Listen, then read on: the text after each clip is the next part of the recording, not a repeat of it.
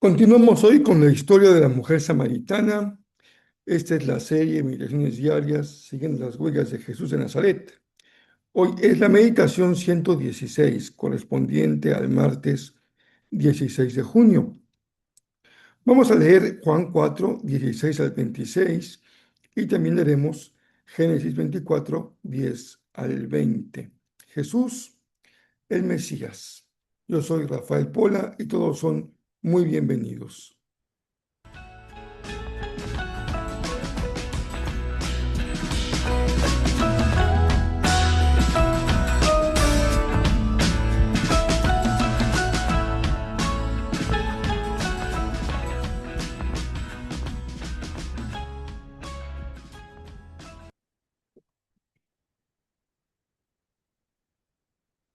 Continuamos con la historia muy conocida de la mujer samaritana.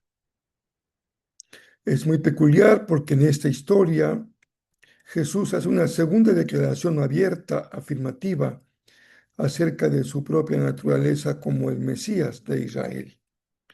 Pero sigamos leyendo entonces lo que nos enseña el pasaje. Hoy vamos a partir del verso 16. Jesús le dijo: Ve y trae a tu esposo. No tengo esposo, respondió la mujer.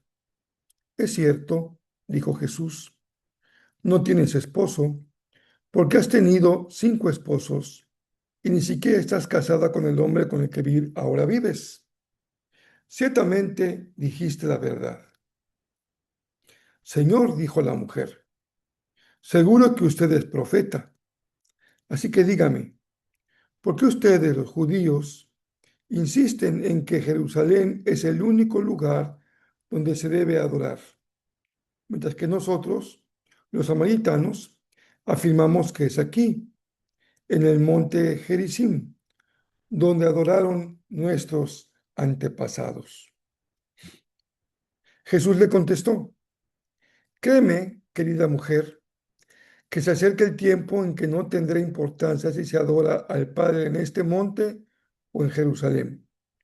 Ustedes, los samaritanos, saben muy poco acerca de aquel a quien adoran, mientras que nosotros, los judíos, conocemos bien a quien adoramos, porque la salvación viene por medio de los judíos. Pero se acerca el tiempo, de hecho ya ha llegado, cuando los verdaderos adoradores adorarán al Padre en espíritu y en verdad. El Padre busca personas que lo adoren de esa manera, pues Dios es espíritu, por eso todos los que lo adoran deben hacerlo en espíritu y en verdad. La mujer dijo: Sé que el Mesías está por venir, al que llaman Cristo. Cuando Él venga, nos explicará todas las cosas. Entonces Jesús le dijo: Yo soy el Mesías. Gracias a Dios que podemos continuar con nuestra lectura del texto del Evangelio.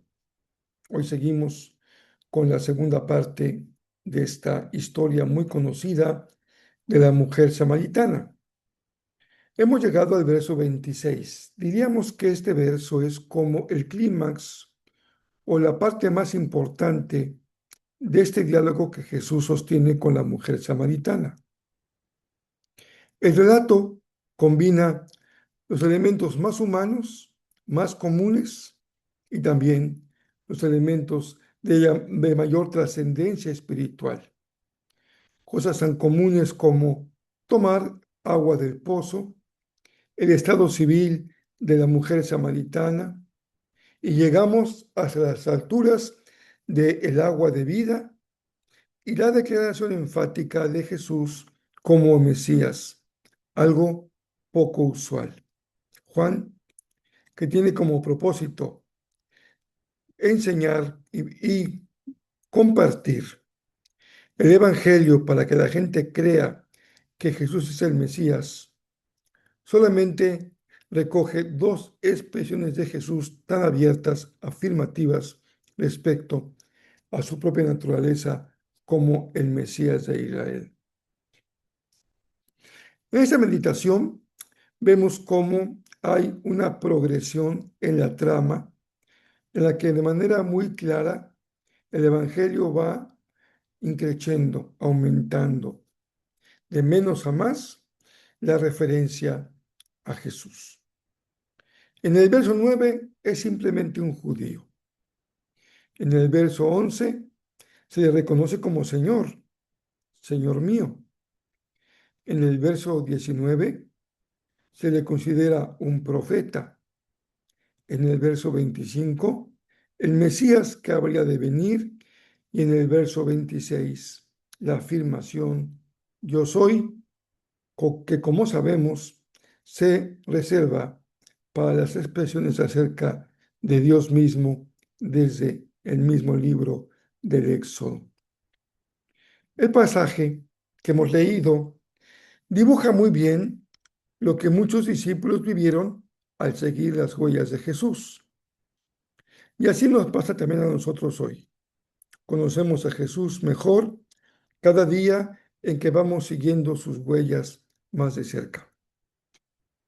Los discípulos también vivieron la experiencia de conocer a Jesús como un judío como ellos, hasta que llegaron a reconocerlo después de un largo proceso como Dios mismo hecho carne.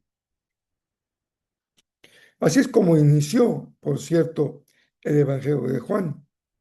El Evangelio nos da un anticipo desde lo que se llama el prólogo de Juan, cuando él dice, en el principio era el verbo, hasta que llega a la afirmación de confirmar a Jesús como Dios hecho carne.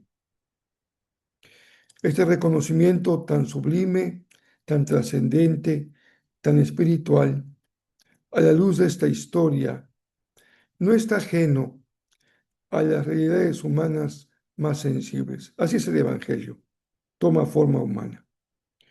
Se trata del agua del pozo, se trata de las diferencias entre judíos y samaritanos, se refiere una conversación con una mujer, muy mal visto por su condición civil, y también el lugar en el que ha de adorarse al Señor.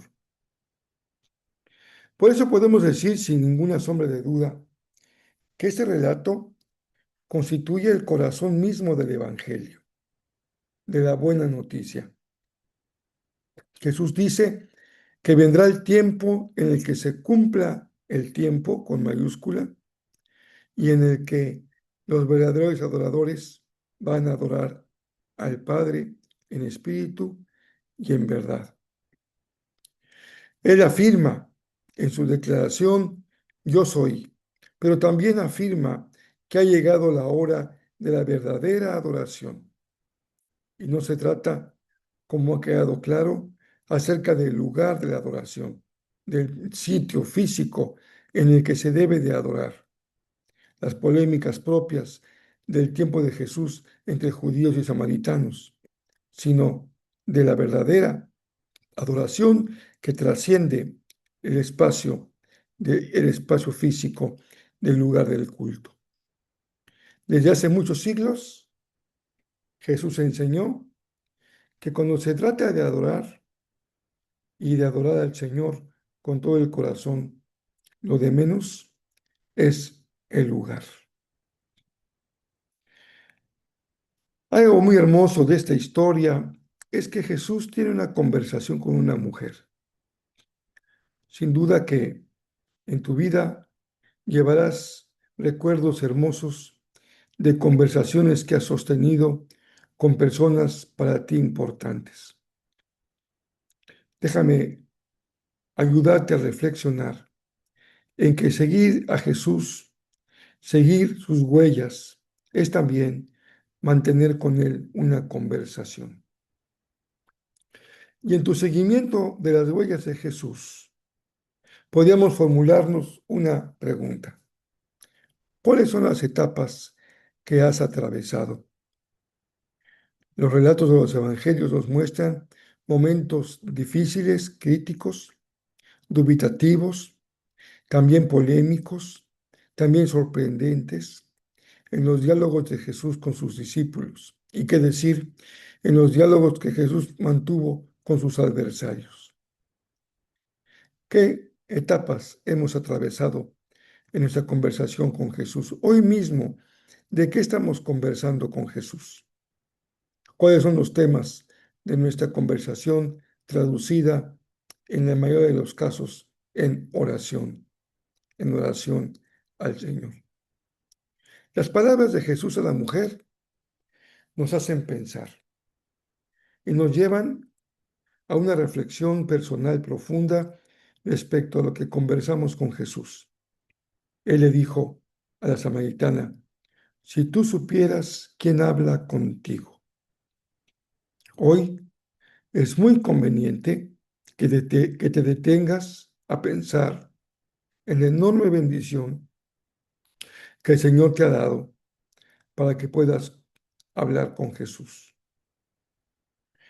Los discípulos pudieron conversar con un ser humano tan cercano a ellos, un judío como ellos, habitante de su misma región, con su propio lenguaje, las mismas costumbres, pero también absolutamente desafiante, innovador, trascendental, que rompía los esquemas de ese judaísmo tan atrapado en el legalismo y tan ciego a la promesa del Señor.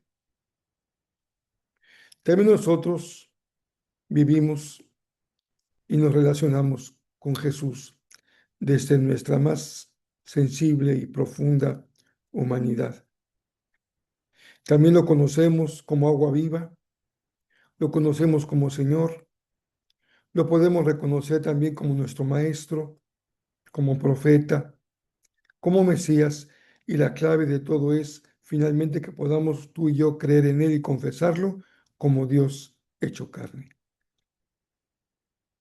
Y te puedes identificar con Jesús porque Él fue tentado en todo y vivió plenamente la humanidad. Nuestra conversación tendrá que ver con cosas que compartimos con Él, sentidas, pero también podemos escucharlo en esta conversación confrontándonos con nuestra realidad más profunda y en el caso de la mujer, con su vida emocional. No la juzga, no la señala, no la excluye, pero le plantea una pregunta respecto a su propia realidad como persona. Porque no se trata finalmente de sostener diálogos conceptuales, abstractos, sino realidades de vida con el Señor y un corazón que podamos desarrollar como verdaderos adoradores, hasta reconocerlo como lo que Él es, el yo soy del Evangelio que corresponde al yo soy del Éxodo. ¿Cuál es la historia de ese pozo, de esa agua, de ese lugar donde se da esta conversación? Pues vayamos a Génesis 24, a partir del verso 10. Después tomó 10 de los camellos de Abraham y los cargó con toda clase de regalos valiosos de parte de su señor, y viajó hacia la lejana tierra de Aram Naharaim. Una vez allí, se dirigió a la ciudad donde se estableció Nacor, hermano de Abraham. Hizo que los camellos se arrodillaran junto a un pozo justo a las afueras de la ciudad. Era la caída de la tarde, y las mujeres salían a sacar agua. Oh Señor, Dios de mi amo Abraham, oró, te ruego que hoy me des éxito y muestres amor inagotable a mi amo Abraham. Aquí me encuentro junto a este manantial y las jóvenes de la ciudad vienen a sacar agua. Mi petición es la siguiente. Yo le diré a una de ellas, por favor, dame de beber de tu cántaro. Y si ella dice, sí, beba usted, y también daré de beber a sus camellos, que sea ella la que has elegido como esposa para Isaac. De esa forma, sabré que has mostrado amor inagotable a mi amo. Entonces, Antes de terminar su oración, vio una joven llamada Rebeca, que salía con su cántaro al hombro. Ella era hija de Betuel, quien era hijo de Nacor, hermano de Abraham, y de Milca, su esposa. Rebeca era muy hermosa y tenía edad suficiente para estar casada, pero aún era virgen. Ella descendió hacia el manantial, llenó su cántaro y volvió a subir. Entonces el siervo corrió hasta alcanzarla y le dijo: por favor, dame de beber un poco de agua de tu cántaro. Sí, mi señor, beba, respondió ella. Enseguida bajó su cántaro al hombro y le dio de beber. Después de darle de beber, dijo: también sacaré agua para sus camellos y les daré de beber hasta que se sacien. Así que, de inmediato, vació su cántaro en el bebedero y volvió corriendo al pozo a sacar agua para todos los camellos. ¿Qué dijo ese gran predicador Charles Spurgeon respecto a este pasaje de la mujer samaritana? Dijo lo siguiente: Cristo tiene diferentes puertas para entrar a las almas de las diferentes personas. En algunas entra por el entendimiento, en muchas por los afectos. Algunas llega por el camino del miedo, a otra por el de la esperanza. Y esta mujer vino por el camino de su conciencia. Hasta aquí nuestra meditación de este día. Les envío un abrazo muy cariñoso y espero que nos encontremos ya mañana ya miércoles, día de oración y de meditación en el libro del Eclesiastés. Así que seguimos ya en el chat de Jezreel. Desde el día lunes está eh, colocado el archivo de mis notas del pasaje que estudiamos el miércoles pasado. Espero que les sea útil, que puedan seguirlo guardando como un archivo sobre Eclesiastés y que conserven también las preguntas y las puedan contestar, porque eso permite un mayor aprovechamiento de la enseñanza. Que el Señor les bendiga muy, muy, muy ricamente.